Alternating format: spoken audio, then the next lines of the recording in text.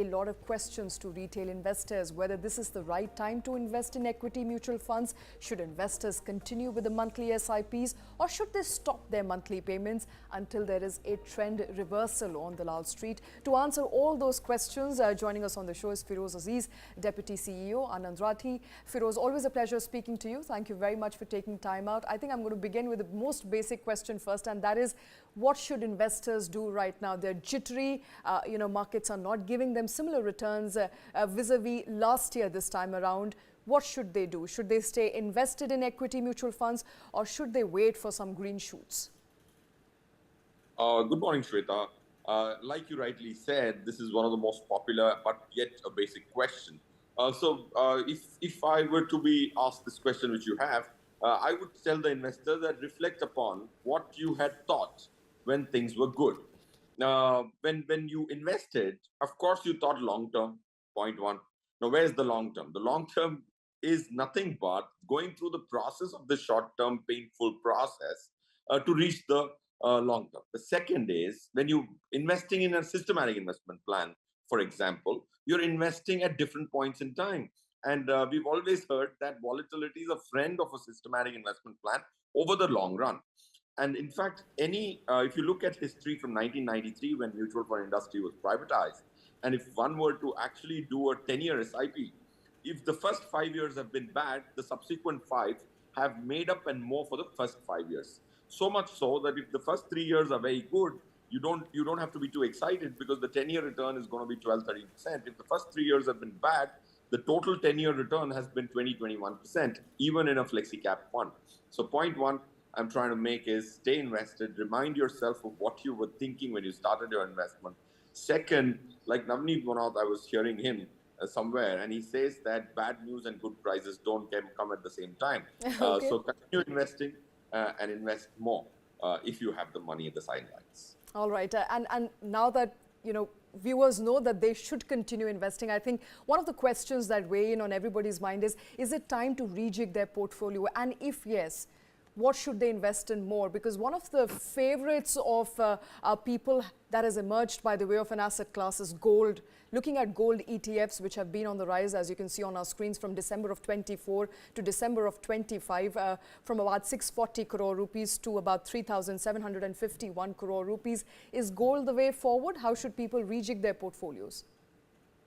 Shweta, yes. Yes, should they rejig their portfolio? At least 60-70% of India needs to rejig their portfolio. Okay. Indian households need a rejig on two counts. One, because we've operated in extremes. Some people are completely in debt. Some people have gone the other extreme, having 70% in equity, 80% in equity, that too small cap. So I personally think the answer somewhere lies in the mid ground. So point one, now if you have, from a risk standpoint, if you have more than 60-50% in small cap, even after the carnage, you will have to mend your portfolio and come on the equity portion to not more than 20-25% in small cap. That's one. Second, India's asset allocation is not correct in our opinion. Why is it not correct? Because we have 92% of our last year's saving going into debt and debt-like instruments. Equity has only formed 7-8% of the last year's 35 lakh household savings. If the market is corrected, India has not invested in equity adequately, is why I would say your asset allocation needs to move to at least 50% in equity at this time, and use that as an opportunity post-COVID, which has hard come. All right, invest in equity, that's the word coming in. But, looking at some of the data that has come by the way of AMFI as far as, changing preferences is concerned, large caps is seeing some sort of, tapered interest from December last year to January of this year. You're looking at mid-cap, large cap, small cap funds there, and the interest that continues to sustain in the flexi cap funds. As far as what should investors choose going forward, should they stay invested in large caps, or should, and the conversations around froth in small caps that continue to make headlines till date, is that something that they should be cautious of? Stay invested in companies with strong fundamentals? Shweta, yes, there were a couple of very important questions in your question. So first of it, I would say let's go to the large cap debate. I think Indian investors have done a very sharp job this time around If you look at the investing, even in the February number, we have an algorithm which tracks what is the daily inflow in small cap funds. I wouldn't be surprised when the numbers come in about 4 or 5 days. You will still see about 2,700 crores invested in small cap funds, which implies that the retail investors still ready to buy a dip.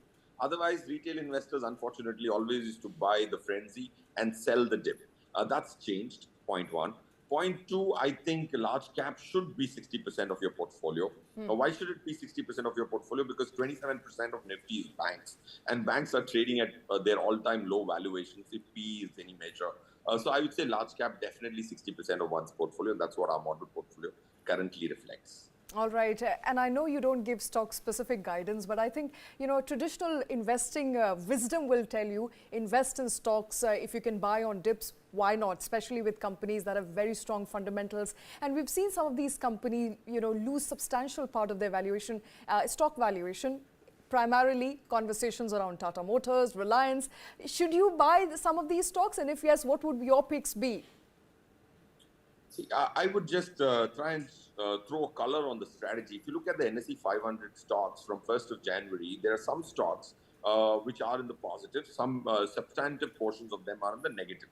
I would look at a strategy which tests the ownership pattern. See, fundamentals are there, but unfortunately, investors don't close their apps for 10 years and open 10 years later. They want to see it every day, and every 3 days of fall creates a havoc. So I personally think if you want to look at fundamentals, you have to also look at it with how strong is the ownership. If you look at NSE small cap 250, which is the largest debate over the last couple of months, you see about 11 stocks till yesterday are in the positive territory from 1st of Jan, and there are about 239 stocks which are negative. So these 11 stocks which are positive implies that the owners who own these stocks are such strong long-term owners that you will not see very large risks when you own them. That's why they throw up a lower beta. So always look at stocks which have one of the most stable ownership rather than the most fluid ownerships. There are stocks which have fallen 52%. One of the stock in NSE small cap 250 has fallen 250.